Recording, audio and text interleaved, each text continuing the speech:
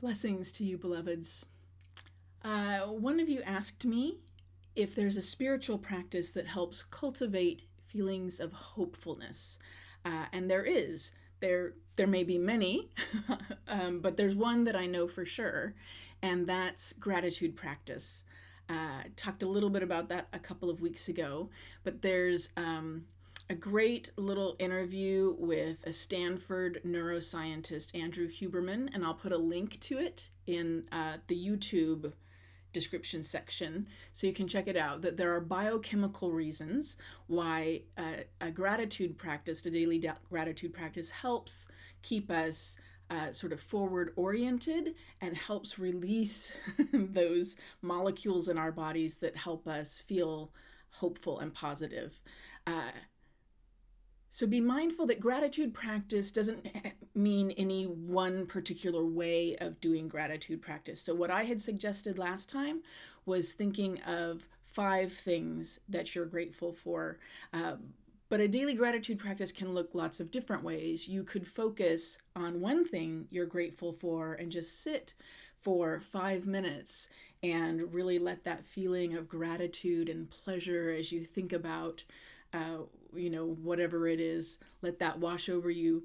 You could journal for 5 or 10 minutes a day about things you feel grateful for. And you can probably think of more things. So there's not like there's one set perfect way of having a gratitude practice. You can pick a way that works for you. Yeah.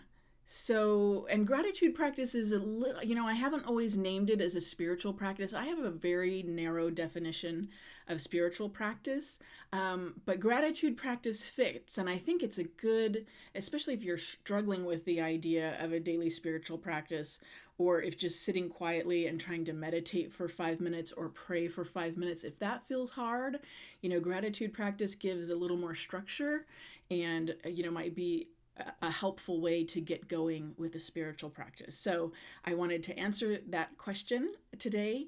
And to offer then that as a focus. I feel like ministers, are drum beaters for spiritual practice, and that, most people I know don't have a daily spiritual practice. I don't assume most of the congregation does.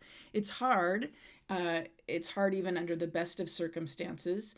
And if your life is full and you have, children and work and perhaps an older generation you care for as well, it can be hard thinking of trying to find 5 or 10 minutes to have a quiet moment for some reflection and to try to slow racing thoughts.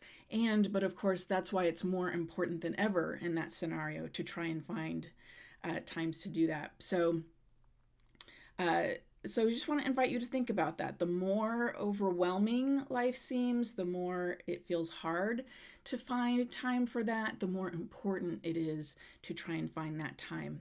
I'm reading a lot right now about dopamine. And so for sure, you're probably going to hear a sermon about dopamine before the end of the church year, and probably more than that. But 2 sentences in what I just read this morning leapt out at me that I wanted to share with you. This is from a book called Dopamine Nation by Anna Lembke. This sentence: we'll do almost anything to distract ourselves from ourselves.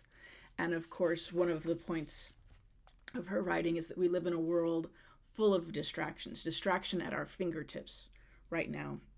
And then the next page, this sentence: the reason we're all so miserable may be because we're working so hard to avoid being miserable.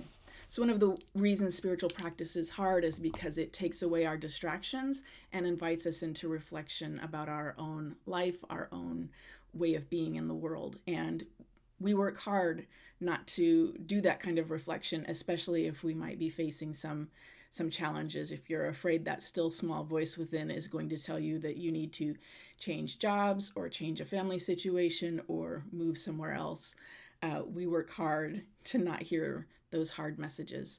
And of course, those are the seeds of transformation and finding the pathways to living our authentic lives. So yeah, don't be afraid. Don't be afraid of spiritual practice. Don't be afraid of listening to that inner voice. Good to be back from vacation. Good to be with you.